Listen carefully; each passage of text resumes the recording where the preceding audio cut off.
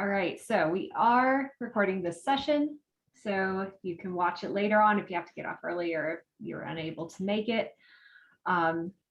Today we have a pretty packed agenda, so we're going to jump right in. You'll go on to the next slide. There we go. So I'm going to open the floor for announcements in just a minute. Then we're going to meet our community member, Lisa Truscott. I'm going to do a very brief tips and tricks for you, followed by usability testing Tableau dashboards with Roshni. And then we'll have our typical wrap-up chat in breakout rooms, which is completely optional. So I'm going to open the floor now. Are there any announcements from our group? Any job postings, any events? Feel free to come off mute or throw that in the chat box, either way.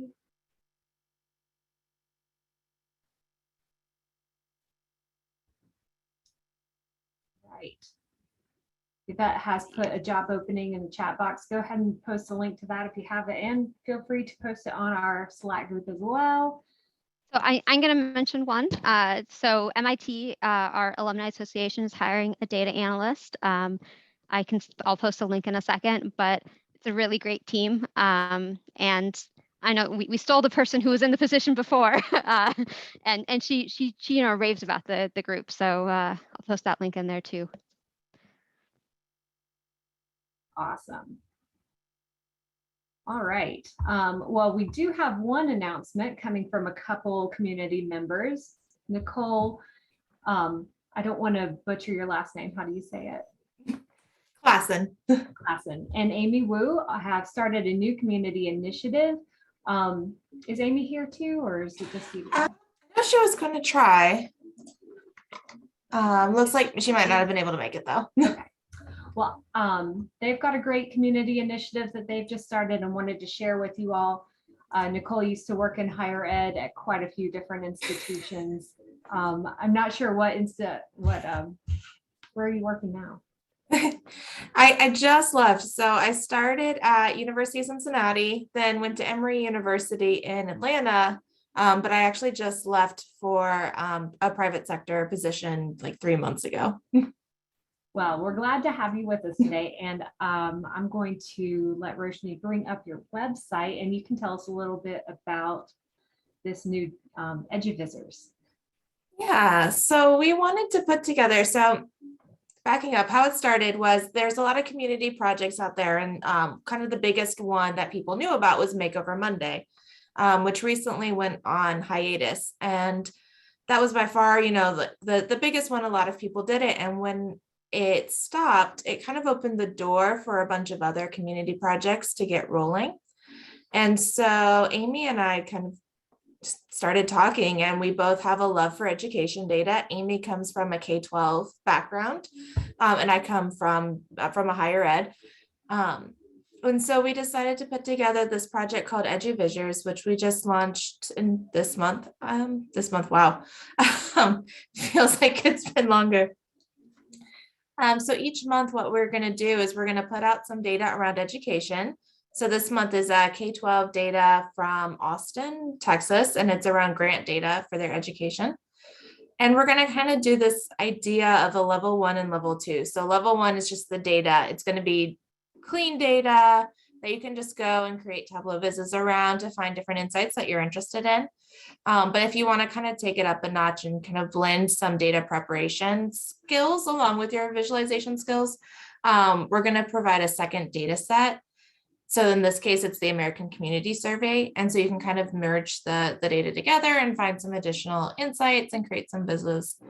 So we're really hoping that we can get some of the education people excited. Next month will be around higher education data. And I'm pulling the iPads data now, and I'm remembering how much I love pulling iPads data. But we're going to pull that for next month. And so, yeah, we'll just have kind of this idea, a lot of different education pieces. And we would also love if there's anybody who has education data that they're aware of, whether, so as I said, this month is Austin, Texas grant data. So it doesn't have to be national data. So if you have local data that you are aware of that you would love to see as part of this, send us a message as well, and we would love to include it in a different month's challenge.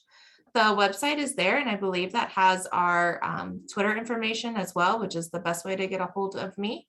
But if not, I'll put my handle in here as well. I don't know if it does. But I will put my handle in here. So yeah, just let us know, and we would love to hear from everybody and see some great vizzes around education data, which we don't get to see a lot of.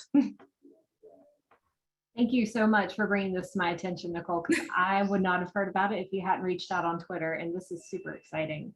Yeah, well, we're pretty excited. So thank you guys for letting me come. Thank you so much, and we'll see you again at a future one. I hope maybe we can do a review of the vizzes. Yes, of course.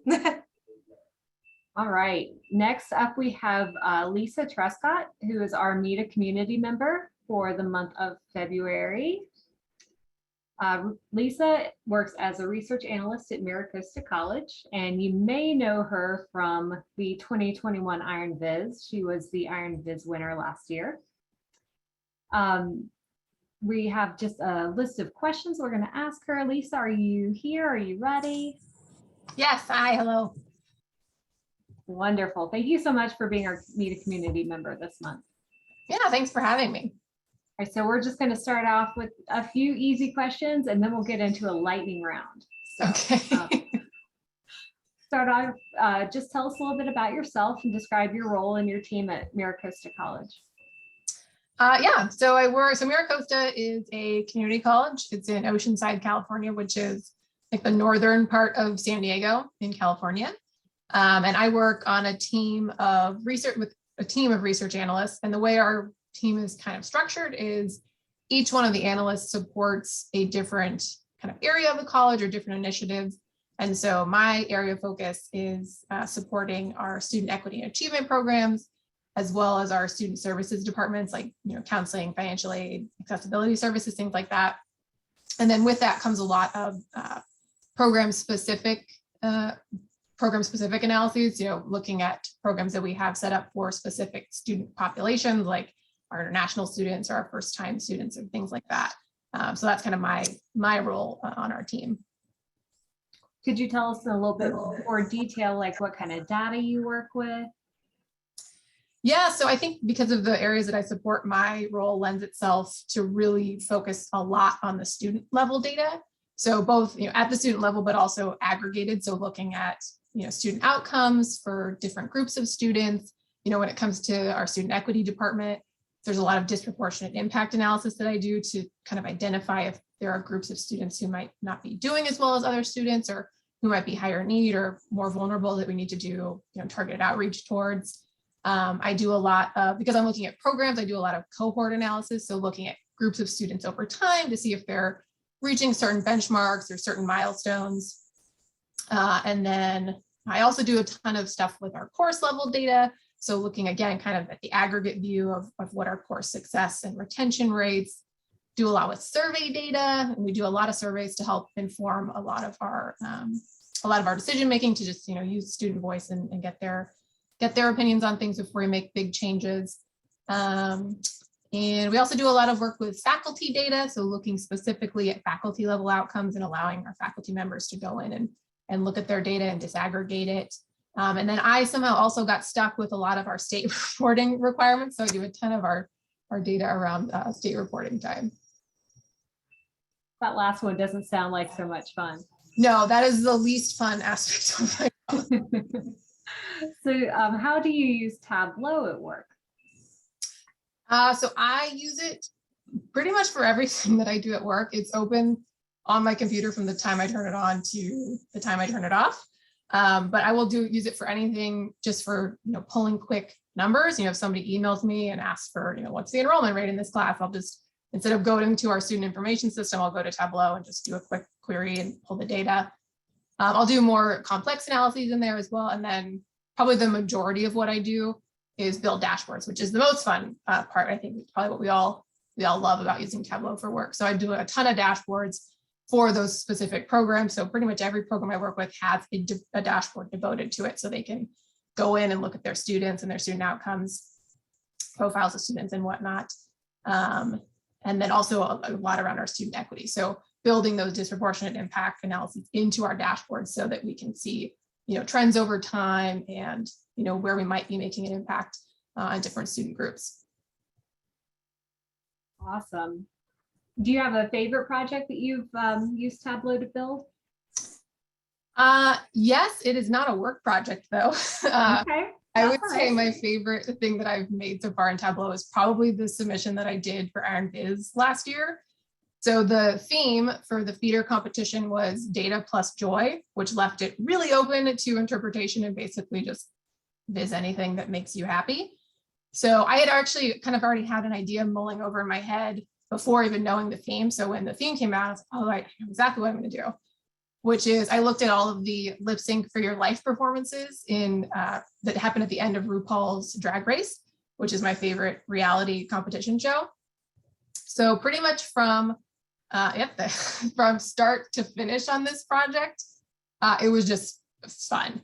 The data collection process, I feel like, is usually my least favorite part of a project, but in this case, it was my absolute favorite because I went back and I watched every single lip sync performance again. And so it was just really fun to relive all the things that I had forgotten about, especially in the earlier seasons. And it was funny, one day, my husband came in and I had a lip sync playing on one of my screens and my spreadsheet open, tracking things on the other. And then it was lunchtime, so I was eating a plate of nachos. And he was like, you just created your own little fantasy camp this weekend, didn't you? This is it. I've got drag, data, and nachos, this perfect trifecta of happiness. So yeah, it was just a super fun process. And then when it came to building out the viz, it was really just a creative free-for-all. I was using this color palette, which I would never normally use. It's pulled from the show's promotional material. Kind of like that bubblegummy pink and purple is definitely they're not colors I would normally pick. So it was fun to use different colors. I was using charts that I've never done before. I'd never made a timeline. I had never played with kind of X and Y axes to, I placed these notes, that's a viz. So yeah, it was really fun from start to finish. And then I also got to get feedback. So Sarah Bartlett is a Zen master and she put together these feedback initiatives for Iron Biz. And I'd signed up for 2 of them and I got to talk to 3 different Tableau Zen masters, which was a little bit scary, but also really cool because I got feedback from really prominent members in the community who had nothing but great tips to make it better. So just every aspect of this project was fun and I learned a lot and it was a great project. Definitely one of my favorites. Oh, thank you. So how long have you been using Tableau and how did you learn it? I started using Tableau when I started at Miracosta. So I had no idea what Tableau was before that. I remember being in the interview and somebody mentioned, oh, we acquired Tableau 6 or 8 months ago to visualize data. And I do what you do in interviews, which is oh, that's great. What a wonderful tool. How exciting. And I had no idea what Tableau was. So I made a mental note to Google it after the interview. And so that was really my first exposure to it. And then when I started, it was probably that first week that I kind of started learning Tableau. I started with the free training videos that Tableau puts out, which are really, really helpful for getting kind of all the foundational skills and the basics down. And so from there, I really just started building on that. And I have to credit our end users because they asked for such complex things they wanted in their dashboards for their programs, which really kind of forced my hand to learn new features and learn new skills that I didn't know. Because the last thing I wanted to do as a new person was be like, oh, I don't know how to do that, or you can't do that in Tableau. So I felt very forced, I had to go out and figure out how to do it. So there was a ton of Googling, there was a ton of scouring the community forums, a lot of YouTube videos, stumbling across blog posts. That really was, it was kind of like a self-taught through all of the resources that are out there for this community. Definitely a lot of good sources out there, a lot of good resources. Do you have a favorite Tableau feature? And if so, what is it? I'm obsessed with parameter actions. So it's definitely those, hands down. I put them, in every single viz that I do, especially for work. I integrate them a ton in my work dashboards. And I think it's because they lend themselves to making things so much more interactive for your users. You can click on a viz and change something instead of using, the Tableau default dropdown. So it just makes it more engaging, I think. And then I also like them too, because you can create a lot of cool little UI features. Like you can make a toggle button or an accordion menu, things that people already know kind of how to use. And so when they encounter them on your dashboards, it's just kind of an intuitive thing to, oh, I click this and this happens. And so I really enjoy using them and putting them everywhere that I can. Yeah, they are pretty awesome. And that's like one feature I feel like I need to learn so much more about.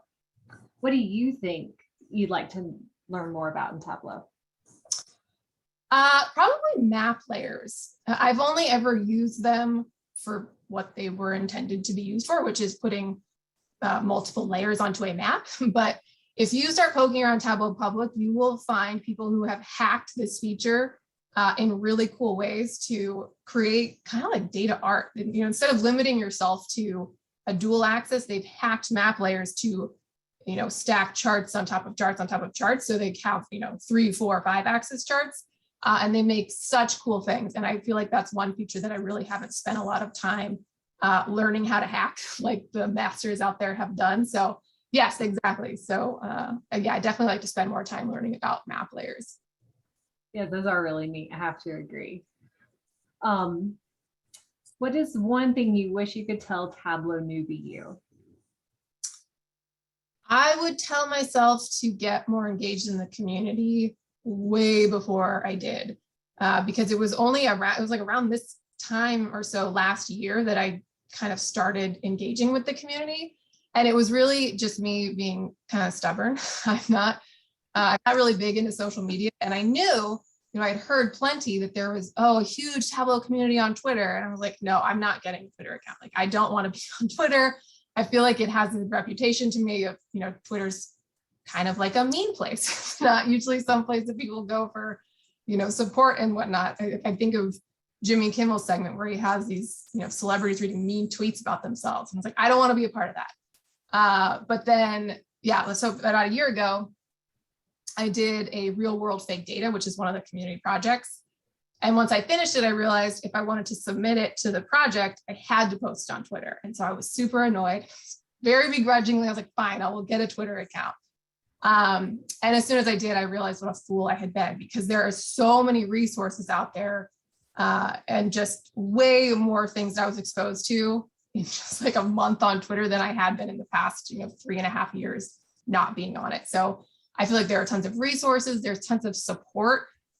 It's not mean. I mean, maybe Twitter in general is, but I feel like the Tableau community is this nice little warm pocket on Twitter where everybody is really nice and supportive and just wants you to do your best. So I would definitely tell myself to stop being stubborn and to get out there and be on Twitter and be more engaged in the community. Is there anything else you want to share before we jump into the lightning round? I'd probably just say, I know putting your work out there is really scary, or at least it was for me, in the beginning and now. I feel like it's, maybe that's my imposter syndrome that I'm projecting onto you. But for me, it was really scary to start kind of moving out of using Tableau for work and kind of into a more creative hobby-like place. But I feel like as soon as you start putting your stuff out there and asking for feedback and for help, you're going to learn a lot. Nothing bad's going to come out of that. Like I said, the community is super nice and supportive, and anything that they say is not meant, with malice or mean intent. They're there to help you. And I feel like as soon as I started asking for feedback and putting work out there, I felt like I got better a lot faster. So I would highly encourage people to, if you're thinking about it, wanting to kind of explore Tableau out of work, I would definitely be an advocate for doing it and just putting your work out there. Good advice. All right, so it's lightning round. Answer as fast as you can. No, all right. Okay. So San Diego or Long Beach? San Diego. I lived in Long Beach for grad school, but San Diego is home. So San Diego. Do you have a favorite craft? I know you're very crafty. I do a lot of crafts. I'd probably say sewing. That's what I use. That's what I do the most in terms of craft project on the side. Especially in October, I make kind of elaborate Halloween costumes. So I sew a lot then. And I recently made my first quilt, which I don't know if I'll ever do again because it was a ton of work, but yeah, sewing, I would say sewing. Since you've worked in both, would you pick government or education? I think I'd be banished if I said anything other than education. It's the truth. I would pick education over government work. And since it is February and Valentine's month, and we're focusing a lot on candy today, nougat or coconut? In candy specifically, probably nougat, but in general, I do like coconut, just not really in candy. White chocolate or dark chocolate background? For backgrounds, I feel like I hate to be wishy-washy, but I feel like it depends. I use both pretty equally. I think it kind of just depends on like what colors I choose for my other data points and what kind of makes them pop better. I don't feel firmly one way or the other. Are you team floating or team tiled? I'm going to give another wishy-washy answer, and because at work I'm 100% tiled, and then when I do stuff outside of work, it's 100% floating. But even when I use one or the other, I feel like I still have elements. I still have floating elements on a tiled dashboard and vice versa. So it depends. Sorry, I'm not firmly in one camp. That's all right. Do you have a favorite speed Vizing tip? Probably right click and drag. So when you left click or normal click and drag, if you drag a measure onto your rows or columns in Tableau, Tableau will automatically sum it, but maybe you don't want that to be your aggregation. Maybe you want an average or a min or a max or whatever. If you right click and drag, Tableau will automatically give you a pop-up asking you what you want that default aggregation to be. Same thing with dates. If you right click and drag a date, it will pop up and ask you how you want it formatted. So I find that to be a huge, huge time saver. 100% agree.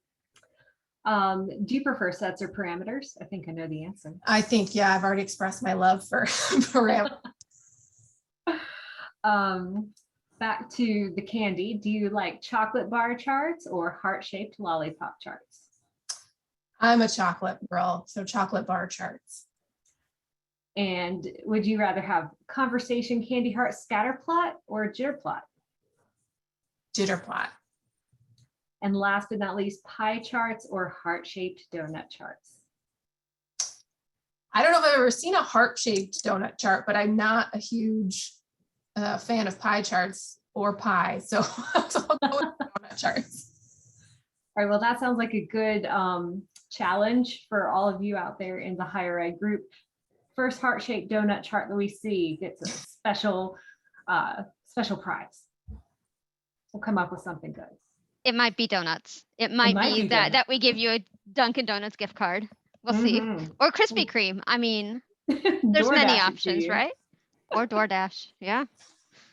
Well, Lisa, thank you so much. We'll put the links to your Tableau Public and other social media stuff in the chat for anyone who wants to follow you. And I will also say that we are planning to do a Meet the Community member every month. If there's anyone who'd be interested in being featured one month, just reach out to us at higheredtug@gmail.com or on the Slack group and let us know.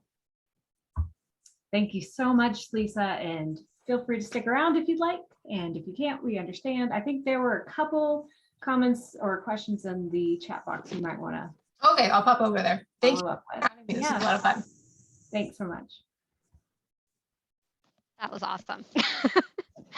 We should do more of those longer interviews. So next up is Ginny. So you all know Ginny. She's talked a whole lot already today. She's an enrollment analyst by day and a chicken farmer on nights and weekends. She's a little too enthused about food, especially candy. And, Valentine's Day was just a couple days ago, which means if you go to your local drugstore, there's a pretty good chance that there's a 50% off candy aisle. Anyway, we're going to focus today on a viz about candy. There's a workbook on our higher ed Tableau Public site Good plug of the Higher Ed Tableau Public, Ginny. If you want to go ahead and just get started. Yep, so I'm just gonna do a quick and dirty table layout walkthrough. So I know Roshni did part of this in October. I was originally supposed to do it in October and that all just fell apart. So we're gonna revisit it today and talk about Valentine's candy. So if you are not familiar with the advanced table layout, let me first point out where to find it. It is under Analysis, Table Layout, Advanced. All right, so when you pull up that menu, you have several different options. You have an option to adjust your aspect ratio, which I didn't even really have a good understanding of what that did until I made this. You can set the default number format for your decimals. You can adjust your rows and your columns and your column labels. So those are all the things you can do under advanced table options. We're going to go through them each one at a time and kind of look at how they affect your viz. So right now we're looking at a scatter plot, which shows the amount, I think is the cost maybe of the candy versus the win percentage. So if you're familiar with this data set, it has something like 80 different kinds of candy, and they were shown to people in random pairings, and the people had to pick their favorite candy between the two. So this was done over a period of time, and this is the win percentage of those candies paired up with their cost. So we're looking at that in a scatter plot, and since it's Valentine's, color coded this. Chocolate is in brown, non-chocolate is in pink. So the aspect ratio automatically defaults to being constrained to a 1-to-1. So that is 1 part horizontal to 1 part vertical. So you can adjust the horizontal by using this number. So let's say I put in a 2 and we wanted to see what happens. So you can hit apply. So now you'll see it's twice as long as it is tall. So 2 horizontal to 1 vertical.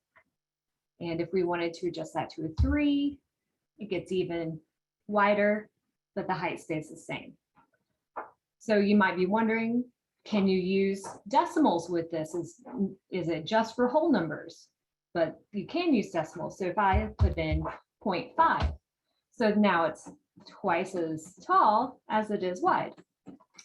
And if I want to go back in here and say, well, maybe I don't want to constrain my aspect ratio at all.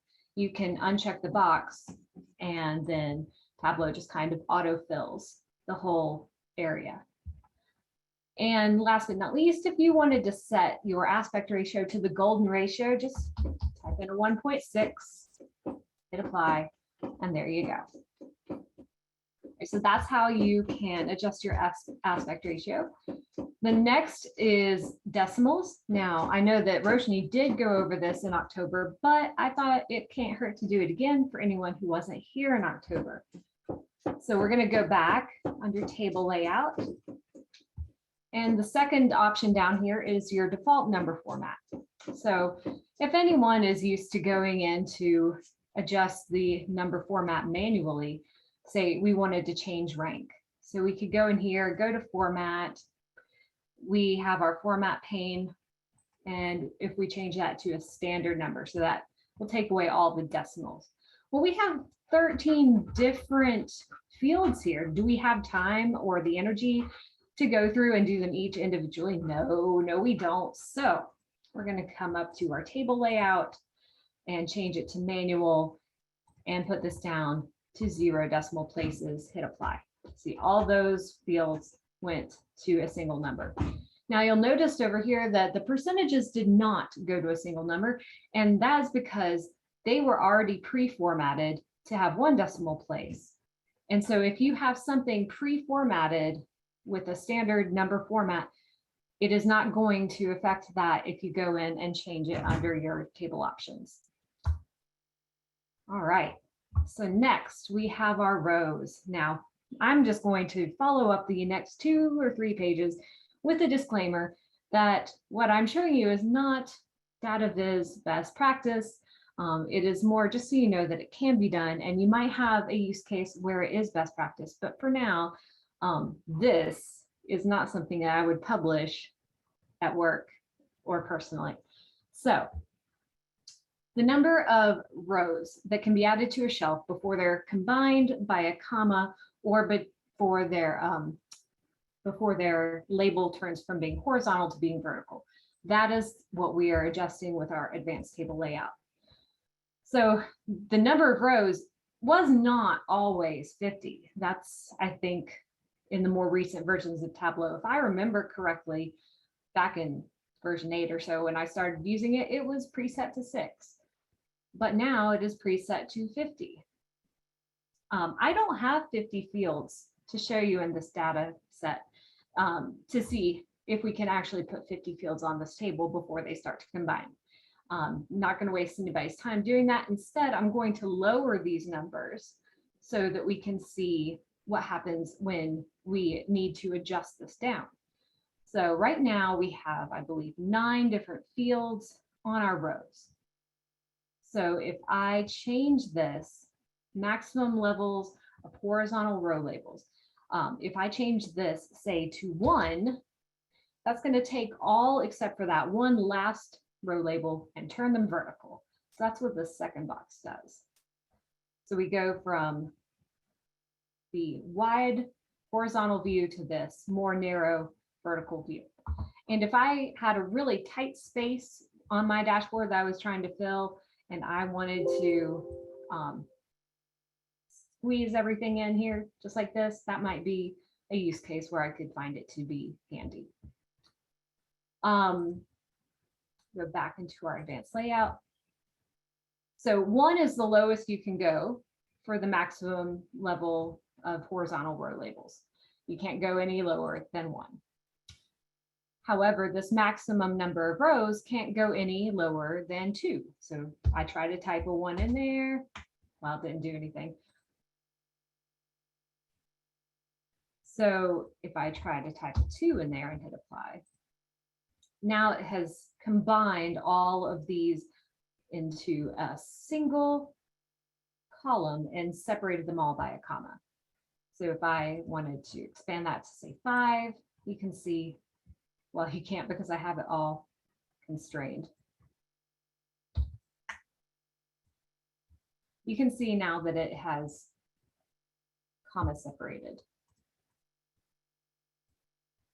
Now we've split it out more.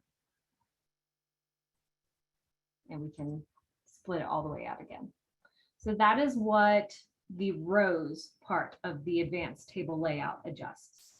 It adjusts how they are combined, and it adjusts whether they're horizontal or vertical. So you can do the same thing with columns. I think it's a little easier to see with columns. So here you see we've got all of these different fields: fruity, hard, nougat, peanut, almond, bar, etc. So when we start breaking it out into whether or not it has these different aspects, like it looks at all the candies, does it have fruit, 0, 1, yes or no? Is it a hard candy? Does it have nougat? Does it have peanuts? Does it have chocolate? So that is what you're seeing on these different columns. The combinations of those different categories. So this is messy and very hard to read. Again, not data viz best practice. So if we go into our table layout, the columns you'll see are set to 6, but we have 9. So if we change this to a 9, it's going to take these across the top that are comma separated and split them out. So now we aren't dealing with all those messy, confusing commas anymore. And if I wanted to take that down to 1, I type a 1 in there, and you notice that the apply button does not show that it's available to apply. And that's because 2 is actually the minimum on the number of rows, just like it is, on the number of columns, just like on the number of rows. All right. Last but not least, we have our labels. So you'll notice here we have 2 dimensions in the columns and 1 on the rows. So when we have two dimensions on the columns, you'll see one at the top and then one at the bottom. Well, let's say you don't want that to be the case. Maybe you want both of them at the top. So under here, you can uncheck show innermost level at the bottom of the view and apply that. And then we have it moved up to the top. But let's say we do want to leave it at the bottom, but instead of having it across horizontal like this, we want to change the labels to be vertical, and we can do that here as well. And then if you get all the way through that and you don't like what you've done, just hit reset. And that is just quick and dirty advanced table layout. Yeah. Awesome. Thanks, Ginny. Yeah, absolutely. I did put the sources on there as well, so you can download that workbook and play with it to your heart's content. Great. All right. And if there aren't any questions, then I do believe Roshni is going to go next. And hold on just a second.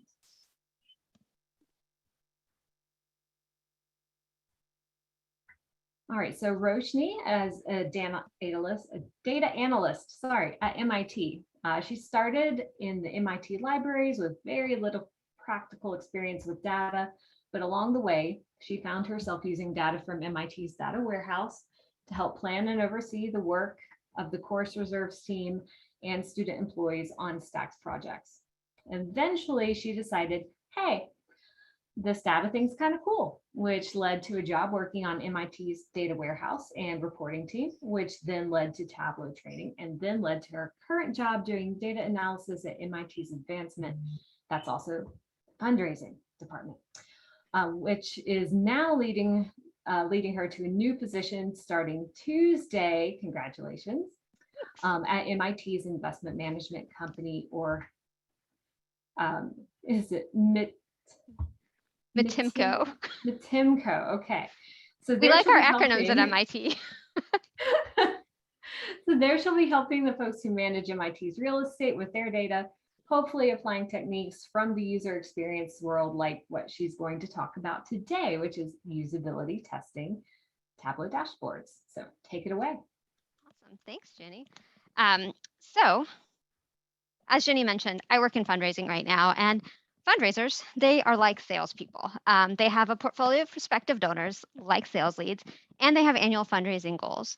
So back in 2017, I want to say, we were tasked with building out something in Tableau to sort of help fundraisers and their managers manage their portfolios and monitor their performance. And we call it the Fundraiser Portfolio Tool, or FPT, because again, MIT loves its acronyms. So at that point, we'd had Tableau for probably a half dozen years or so, but Tableau was still a new tool for most of our users. And even now, outside of the handful of workbooks that we've pushed out there over the last couple of years, many of our users are still sort of like getting their feet wet with Tableau. But what we had done on past projects and what we've tried to do less of now is just, push the projects out and cross our fingers and hope that people would get it, that, the filters and charts, they would be intuitive. They'd kind of know how to interact with the data because, people interact with stuff on the web all the time. It's no different on Tableau server. But what we had found was that often people were like, what do I do with this? And, FPT, again, back in 2017, 2018, it was like the biggest project that we'd worked on in terms of who our audience would be. We had the widest reach, and we wanted to make sure that we were building the right product as we were going. And that's how we started doing usability testing for our Tableau dashboards. So what is usability testing? Before I get into what usability testing is, I'm going to pause for a second. I want you guys in the chat, use the chat, and tell me a little bit about how you test your Tableau dashboard. So when do you test your dashboards? What is it that you test? Who's involved in the testing? Is it you? Is it users? Is it a combination of everyone? And then how do you test it? Just a couple quick, anyone? Anyone? Bueller? So Ginny says that her director and tests the dashboards she creates. David mentions that department coworkers are the ones who test. So when they're testing, what kinds of things, and a lot of it looks like, we do internal testing with the team, and then with prime users, for example. So people who are more likely to be using the product, or sort of our big people. We do A/B tests, focus groups, data experts. There's a whole bunch of people that we may involve in testing. But what I've often found is that when people say they're going to test their dashboards, they just test what the data that's in them, and they're basically just doing user acceptance testing. And so usability testing and user acceptance testing, they are not at all the same thing. So user acceptance testing, it's all about requirements. Does it meet the requirements? Is it performant? Does the data load quickly when you filter? Do the extracts refresh in an acceptable time period? And then is the data right? Do the bottom lines add up? Do the individual totals add up? Do the knobs and switches work? That is user acceptance testing, and that is all about building the product, whatever product it is, building that product right. But it's more about, does the product work? It's not about, does it work for our users? And that's where usability testing comes in. For us, it is now becoming part of our user testing process. So we do all of that, like, does the data work? Do the knobs and switches work? But we also add this extra component where we're seeing how are users actually interacting with the product. We're learning things like, is it intuitive and easy to learn, or sorry, easy to use? And if it's not easy to use from the outset, is it something that, over a couple of interactions with the product, that they'll actually be able to learn to use? Does it actually help users reach their goal? Do they, not only is it supposed to do it, but do they actually succeed? If there's a certain number that they're supposed to be able to get out of it, when you put that number in there, but do they get that that's the number and what they can do with that number? And then finally, do users actually want to use it, or is it so painful or annoying to use that they're going to actively avoid using it and go back to their printed reports that you really don't want them to use anymore? So usability testing, it's not about building the product right. It's about building the right product, making sure that what you've built actually works for your users. And it's something that's done all the time for websites and mobile apps. Things, answering questions like, is it easy to log in, to buy a product, to find X on the site or in the app? It's also used with physical products. So does this coffee maker, does it have the right buttons in the right place? And is the filter easy to use and replace? So back before I worked in fundraising, part of the reason I had Ginny tell you all about my work history is I did work in the libraries. And I was lucky enough to be asked to help out on a usability test on some of the library's websites that our web team, which later became a user experience UX team, did. I'd also been able to participate on on an institute-wide initiative as a user of this textbook submission form that was used for both course reserves and for textbook orders with our school bookstore. And the first project I got to actually help plan for usability testing, it had nothing to do with websites. It was all about the library's physical spaces. And again, another acronym, we called it Patron for a Day, or PFAD. The intent behind the project was to help library staff empathize with our patrons or our users by walking in their shoes, doing things like finding materials in the stacks or interacting with technology in the library. So this physical usability test, it uncovered a bunch of issues in our libraries. So non-existent or inconsistent signage and instructions. Differences in how the same type of material helps, for example, how journals were arranged in each library vary depending on the library. And in an organization where you've got a lot of cross-departmental or cross-disciplinary users, that can be a little bit of a, I thought journals were this way rather than that way. And we learned a lot about what our spaces are like. And for one of the first times, we were able to actually make decisions or come to agreement about how to change or how to improve on those spaces, not just based on individual people's opinions, but rather on actual evidence, on observations of people in the space. And it was this evidence-based approach that sort of stuck in my head as we were going through requirements gathering for FPT.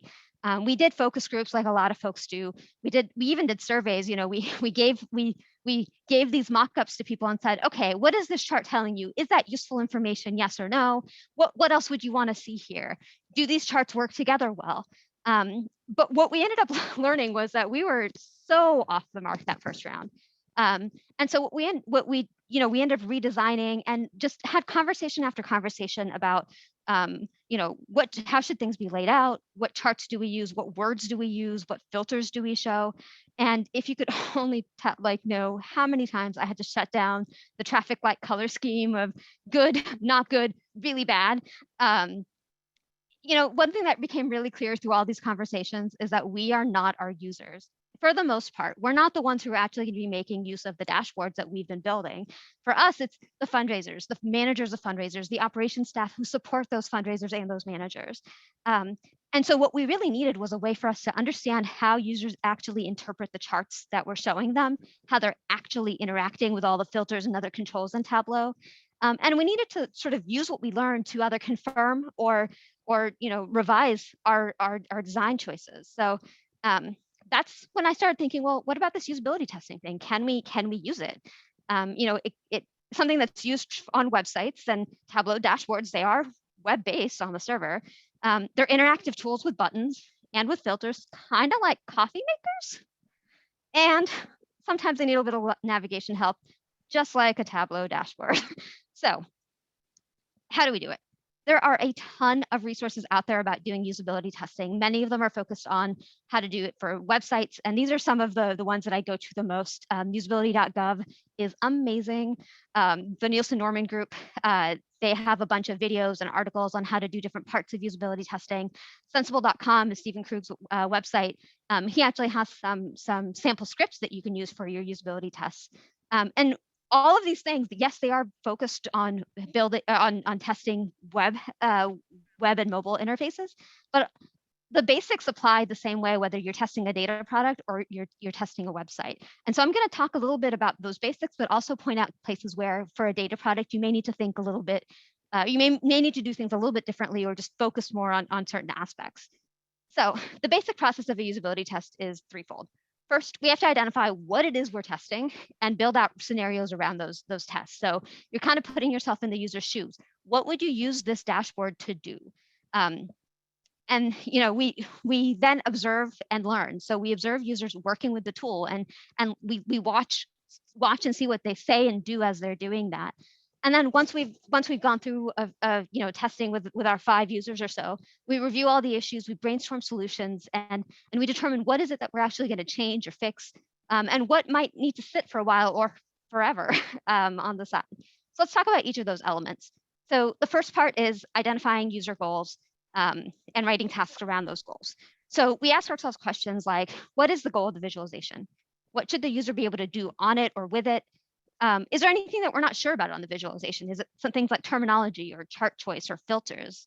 And what do we want to learn from the users? Is there something about process or policy or workflow that we're not quite sure of, or even the context of use? Like, how are they going to use this? Is this the endpoint? Probably not. They're probably going to do something else with that data. So what is that next something else? And can we make it easier for them to get there?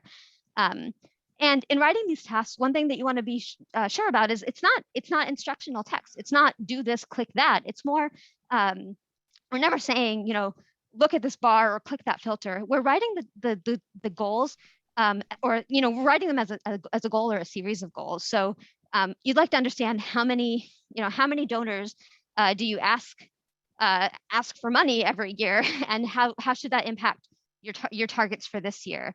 Or how many visits do you make each year, or have you been making the last few years, and does that number need to change up or down for this year?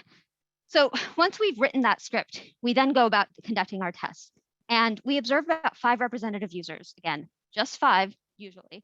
As they're testing, we ask them to think out loud. So just pretend that we're listening to that voice in your head, but actually say those words. We remind them that they're helping us test something. We're not testing them, they are testing the tool. So they can do no wrong. The user can do no wrong. The tool may do many things wrong. And we also want them to be open and honest with us. If they try to sugarcoat the truth, then we're just not going to be able to build or improve on the product that we're building. We want them to be brutal if they need to be. And then, as they're going through this, as they're talking aloud, as we're seeing them do X, Y, and Z, we learn about the tools and about the users. So we'll discover, what issues they're having. So what's confusing, what's hard to do, and sometimes what's easy that we thought might not have been so easy. We learn what's working or not working in the tool. We also learn about the users, their behaviors, their attitudes, and their feelings, all that fuzzy stuff. We hear things like, this page really makes me antsy. Well, what's making them antsy, it turns out, when we have a little conversation with them, is not the page. What's making them antsy is the colors that we had chosen. We had chosen a very saturated orange for something, and that sort of put them on guard immediately. But once we softened that orange, once we made it less saturated, it became less of an issue. We also learned things like what words to use or avoid in training or in conversations. One thing that we found is anytime we say, well, we're going to compare fundraiser X to fundraiser Y, well, it turns out that no one likes being compared to other people. And with fundraisers, they say, well, there's no way we can compare these two people because they have completely different portfolios. They have a completely different set of people that they are working with. And so no two portfolios are identical. So we can't compare them. But one of the things that we can do is see if how one fundraiser is performing is also going the same way with other fundraisers. So we're doing a comparison, but when we talk about the comparison, we don't say the C word compare. We instead, say things like, well, we see an uptick here on this fundraiser. Are we seeing a similar change with the other fundraisers on the team too? So again, we're comparing, but just not using the C word. And the other big thing that we do as we're learning is that we're able to build empathy. So remember that whole exercise of walking through the library to learn how to use or to see, if you can find materials and all of that. Part of the reason I mentioned that was what we do is we're sort of as we're observing, we're kind of walking in the user's shoes. And by doing that, we are building empathy. We're seeing, the obstacles that the user is facing. We're hearing the complaints and also the delight as they find something that they really, are interested in learning or in seeing in their data set. It's also a great way to build relationships because, while you're doing this test, you have your users undivided attention for a chunk of time, and they also have yours, and they can see that you care about not just getting the product out, but actually making sure that the product works for the users, that it's actually helping them reach their goals, not just helping you reach your goal of putting some product out the door. It helped us get some evangelizers for FPT and just for Tableau in general. We have a few fundraisers now that we go to, we're like, hey, how does, what do you think about this? Or, we're more able to talk to some of our operations staff because they've gone through this process with us and actually we've developed those working relationships. So a couple of questions. Why only 5 users? The law of diminishing returns is basically the reason behind that. Once you've tested a certain number of users, you're just going to keep getting repeat issues or seeing repeat issues. And so once you've hit 5, you've generally found the biggest issues are the ones that are going to trip up the most users, at least at the beginning. If you happen to have more than 5 users who are willing to test, one thing that you can do is test a first round with 5 of them, fix things, and then test the second round with a few more users. In regular usability testing, you can often get away with just like 5 regular old people off the street. But I found with data products, as you guys probably know, that sometimes your knowledge of the data really matters. If it's not data that is useful to you, that you have absolutely no real need to know, you may not be able to engage or, want to engage with it. And so that can definitely impact how well we can test, if a regular user of this tool is actually going to be able to make use of it or not. And then one other thing to think about is sometimes you do need to test more than 5 users. So one of the things that we've hit is we have a few different types of users that we test with. We often test with fundraisers, we test with managers, and we test with sort of the admin support and operations staff.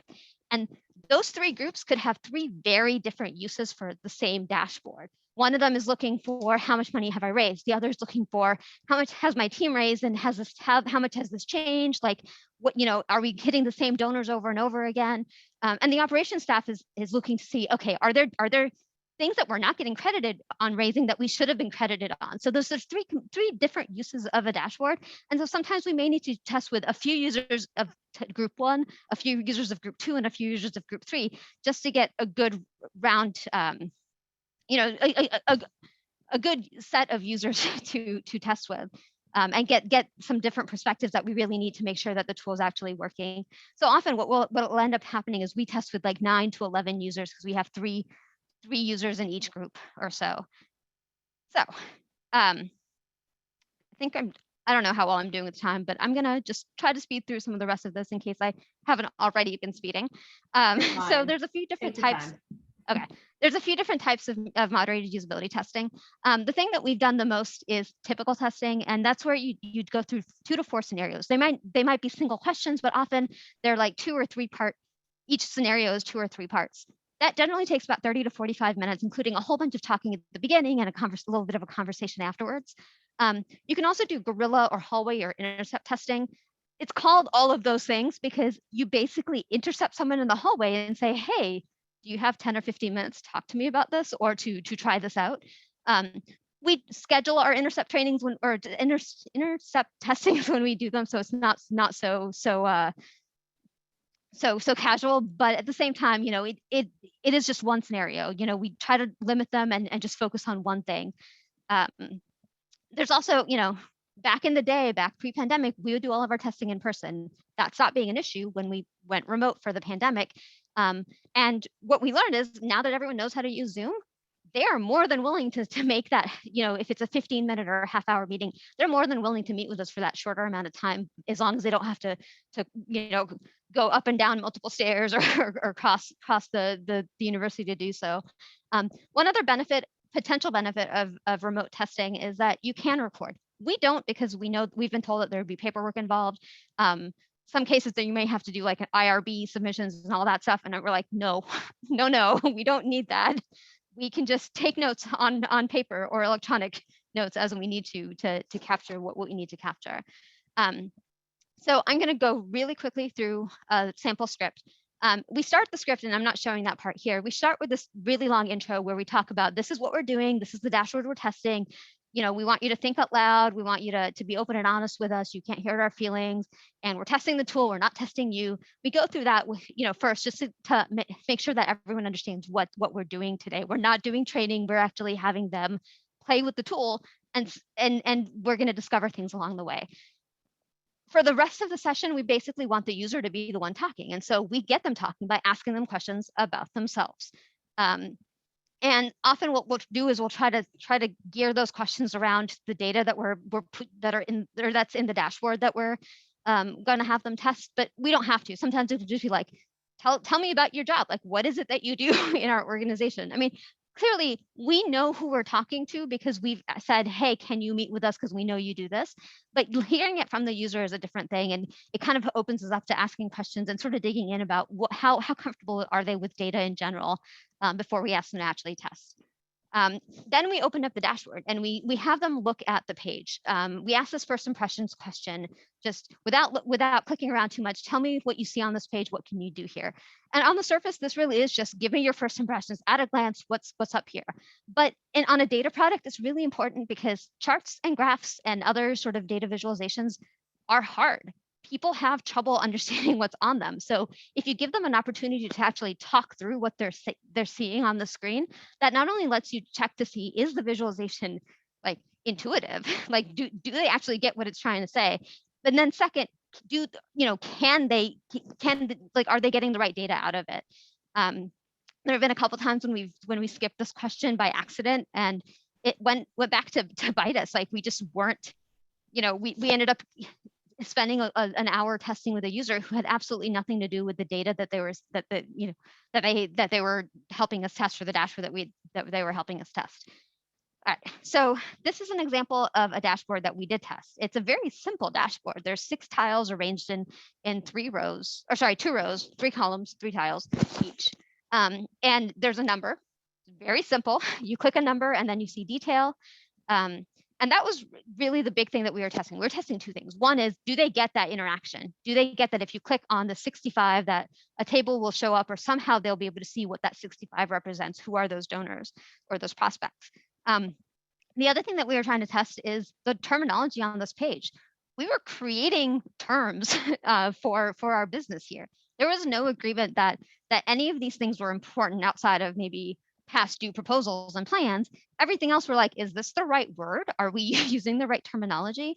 And so we put that into our scenarios. We made these really simple one-off scenarios. This was a guerrilla test, so it's one scenario. So here we tested the oatmeal raisin scenario. They're named after cookies because we actually use cookies to lure people to training or to testing. Sorry, I keep saying training. It's not training, it's testing. So we lured them in with cookies, and this oatmeal raisin scenario was all about this first tile. So where would you go to find prospects you need to reach out to? We don't say the words, where would you go to find prospects without recent contacts? That's not what we're looking for. We're looking to see, is that terminology, the prospects without recent contacts, really the right terminology? And regardless of what they clicked on, whether it was the right thing or not, we then asked them to define the term that they did land on, so that we can understand, okay, this is what that term means to them. So again, even if it was sort of a fail, it really wasn't a fail of the tool or of the process, because we were still learning about what that wrong option was meant to the user. And then that second point, that whole, do they get they can click to see detail? We asked them to pick a prospect. Well, how do you pick a prospect? Well, you first have to find out who the prospects are, so you have to click. You'll notice here that, again, we never said click on this or highlight that or anything like that. We just gave them a goal or a series of goals and said, hey, find out this answer. And then we watched what happens. So a few things that usability testing is not. As much as I have misspoken today, it is not user training. There are bits of user training at the end. So after we've done gone through all the scenarios, we will sort of sit down and have a little conversation with the user. And there are questions that would have come up during the testing process, or that they have after the testing process, after the actual test is done.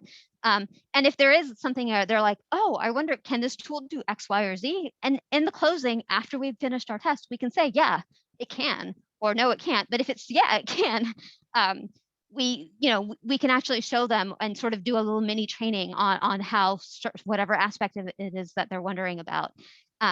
It's, most of the testing is not a conversation, but there are plenty of opportunities for you to ask questions. Sometimes some of those questions may need to wait till later. And on the flip side, they will ask you questions. And this is the hardest part of being a moderator for a usability test. They will ask you questions and you cannot answer them in a lot of cases, or you cannot provide an answer. So we tell them this in the intro. If you ask something like, what does this button do? We're probably going to turn it around on you and ask you, what do you think that this button does?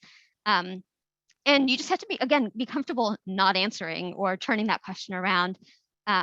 After all this testing is done in that closing, you can come back to those questions and actually close them out if they haven't actually discovered the answer during the process of testing. There are a ton of resources out there. I'm going to put a set of links in the chat in a few minutes about those. After you've done your testing, we do a review of everything that we've discovered. We review, categorize, and prioritize. We use a Trello board for that. And then we determine, we brainstorm and determine, okay, what is it that we're going to fix? What are we going to just let it go? And what are we going to try to put more training around, so that whether it's training or instructional text. So some things like tooltips, instructional help on the screen itself. So I'm gonna do like 2 more minutes of before and afters, just to give you an idea of some of the things that we've discovered. So this is our first tab. We learned very quickly that we are not UX designers. We have a title and navigation at the top, but from this, you can barely tell there's a title, and then second, you don't know where you are on this tab. So we worked with our design team and our web design team, and they said, hey, maybe put that title in a bar. But this was after testing, right? Like one of the other things that we learned is, actually, I'll skip that one, is, we learned about the data on this test. So we originally came into this knowing that for the most part, there's only one goal in the system for the dollars that you ask for and the number of asks that you make or solicitations. But when we did testing, we discovered that that's not actually true. Different offices care about different numbers. And we weren't in the business process, so we didn't really know how much that differentiation of you're asking at level, above level, or below level, how much that mattered.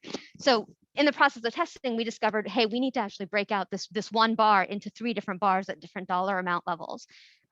We also did a lot of testing on instructional help. So we had these info icons throughout. We built this thing out in like 9 or 10 sprints, and in each sprint, or at least the beginning few sprints, we tried different combinations of info icons and colors and spacing and size to try to see if people would notice these info icons. Turns out they did not, regardless of what we did. But what we ended up doing was just putting a help screen on the front saying, hey, see that little info icon? Go click on that or hover over that to see more information. So it was a way for us to test how much instructional text and what kinds of instructional help do our users need in the moment. This is a scatter plot. We thought we were being really cute by putting these, making these axes, letting people choose what axis to put or what measure to put on each axis, having the filters right there. Well, it turns out there were two big problems with this. One that none of us saw. Nowhere on this does it say what exactly it is that you're looking for. So one of the first things we did was we added this header that says, okay, you're looking at this thing, there's this many dots represented, and the axes are X versus Y, right? The other part is these filters got completely ignored. People didn't see them, even though I thought that they were right front and center. So we ended up moving the filters with all the other filters. And that ended up, being what they wanted and what they needed as well there. One last thing, and this is one of those things that's like my biggest facepalm moment that I can think of in the last few months. We've been in the process of building out a Tableau template for our dashboards, and just so we can get a consistent look and feel across our dashboards, and people can, have an idea of what to expect when they go to one of our dashboards. The filters are going to be here. This is where you go for help. This is where the data is. You can click on these types of things. One of the things that we sort of went back and forth about was what color do we put text in the tooltip? It's a super granular, like, why the heck are you even going to that detailed type question? But it's something that's helpful because it means that you don't have to worry about it too much when you're actually doing the development. You know that this is the color more likely than not that you're going to use. So we were trying to be all good and think about accessibility guidelines and color contrast. And so I went to the color contrast checker. I tried a whole bunch of combinations of different colors from MIT's color palette. So our school colors are cardinal and gray, cardinal red, and various shades of gray come into our logo. And we tried all of those with a white background and a black background. We also tried Tableau colors, so Tableau blue and Tableau orange, those defaults that we all know and love or hate, whichever. We're going to talk about because it's Valentine's week. And so we tried all of those things, and the color that made the most sense when you're contrasting text against a dark colored text or a light colored text and a background of the opposite was this blue. And I was like, score. All right, blue. Accessibility guidelines say blue is the color we need to use. Well, we went to test this, and if you want to put it in the chat, what else is blue when you're on the web? Anyone? A URL. What we saw in our first test was everyone thought that these were links that they could click. None of them were links that they could click. And so again, facepalm moment. I was like, oh, right. Whoopsies. So we ended up turning our default to red. That was our next, the next highest hit. But this was one of those things that we would have pushed into production without really even thinking about it. Because we would have otherwise just tested internally to the team where we've had this discussion. Yeah, we're going to use blue text. It's great. So what have we learned? We are not our users. So when we do testing completely internally, which is what a lot of us do, we are missing a whole lot of stuff. We're missing whether the tools that we're building are actually working for the users we are building them for. When we're designing our dashboards, we need to be aware of how hard data visualization can be. People don't always get charts and graphs and things like that. And while tables are easy, they don't always show the data the right way. So sometimes we have to use charts and graphs and all that stuff. And so we need to be, understanding of that idea that data visualization is hard, and we need to sort of keep those data viz best practices in line with our users' comfort levels as well. And when we're designing Tableau dashboards in particular, we're not just designing data dashboards, we're designing websites. And people have certain expectations coming from the web, like those hyperlinks. And so we need to not only build something pretty and useful with the data, but we have to be aware of how users interact on the web and what they expect based on those experiences on the web at large, and build our data products around that. So the good news is we don't have to start from scratch. There are a whole bunch of user experience or UX best practices and methods out there. So user experience, information architecture, user interface design, user-centered design, all of those terms. There's a lot of stuff out there that we can apply to our Tableau dashboards, and we just have to experiment. Usability testing is one way that we experimented, and it really, again, has become part of our process. and it has led to better outcomes for our users. They're getting dashboards that are better able to actually help them meet their goals. And one thing, I've given this talk in various forms over the last couple of years, and one of the things that people keep asking was like, okay, this sounds like a lot of work, and I saw that question in the chat at some point as well. Like, how long does it really take to do this? It can take a while. I mean, you have and you have to have the staffing for it. Normally, we have one person doing the facilitating, so they're the ones with the script, and then we have 1 or 2 people watching and taking notes, because doing facilitating and taking notes at the same time, it's doable, but it can be very draining, and sometimes you will miss things. So you need a couple people. Then if you're doing a full 2 to 4 scenario test, that's half an hour to an hour really of your time, because you're probably going to put some breaks in between. You're going to chat about what you found, sort of like the highlights. And so 5 users, that's like 5 hours of 2 people's time, and then the scheduling around it, and then their meetings afterwards, and it can add up. But guerrilla testing is a good sort of entryway into this. It's 1 scenario, 5 users, 10 to 15 minutes each. It's something that you can, and then all of the results, like the going through the findings and all of that, that's something that can all be done in half a day. The most important thing, though, about making the case is actually showing how it works, showing the effectiveness of it. Doing things like showing these before and afters to show, yeah, we turned this mock-up or whatever the screenshot was of the thing before into this other thing. And these are the improvements that happen, not because of us internally seeing, hey, we need this, but because we saw users struggling. We saw users have issues with X, Y, or Z, and we purposely did things to make that better. So not only do you do the testing without, the 5 users at 1 scenario, but you show the problems afterwards, and you show that impact by sharing your results. So there are a bunch of resources here. I'm going to throw them into the chat in a second. And that's pretty much it. I know we have totally gone way over what we thought we were going to do here. So I'm going to switch back to our slides, and I will answer some questions in the chat through chat. Ginny, take it away. All right, will do. So as Roshni said, she can answer any questions in Slack. I think you already answered the one that came through a couple minutes ago. All right, so looking at what's next, I'm going to post the link in the chat box for you to fill out a survey, if you so desire, to give us your feedback about today's meeting, what went well, what could use improving. I'm also including the link to the EduVisors submission. Well, I think that's just their website, and then the link to submit is on that website as well. If you decide you'd like to participate in this month's challenge, that is due February 28th. So it's coming up fast. And also the link to register for our March meeting, which is going to be March 31st from 3 to 4:30 Eastern. The link is in the chat. If you haven't signed up for that already, we are going to have Rebecca Carr from Southeast Community College in Nebraska. She's our Meet a Community member next month.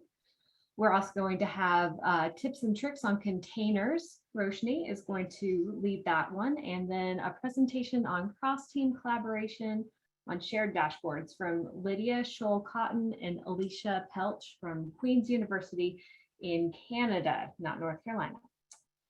Yes, so also send music requests to Roshni if you would like her to play anything at the beginning of next month's meeting. Next up, I'm going to share some important links that we always share. I'll post these in the chat for anybody. Our site, our email, if you need to reach all of the co-leaders at once, higheredtug@gmail.com. Our Slack channels in there. If you're having trouble getting in, feel free to send me your email. I can send you a direct invitation if you're not having any luck with that. Our Higher Ed Community Forum, and of course our Higher Ed Tug on Tableau Public, where we finally have a second viz available for you to download and play with. All right, so I know we only have like 10 minutes left, but we could always stretch it if you're feeling particularly chatty. Today, we've got a couple of different breakout rooms available. We have one to talk about Iron Viz either this year or in years past. you can talk about whatever you want, your favorite submissions, whether or not you submitted this year, whether or not you plan to, what you think about the conference announcement that it's going to be a hybrid this year. So anything you want to talk about IronViz and the Tableau conference, or just stick around for the general chat if you feel like networking with some of your colleagues. As Roshni did say, we're going to be sending out this recording later this week or early next week to all who registered for the event. So just a quick note on the breakout rooms. I don't know how many people we're going to have. I added a few different specific channels or breakout rooms, one for Tableau Prep, one for server, and one for desktop. So use those if you want. So I'm going to open up all the rooms now, and we're going to stop recording. So there we go.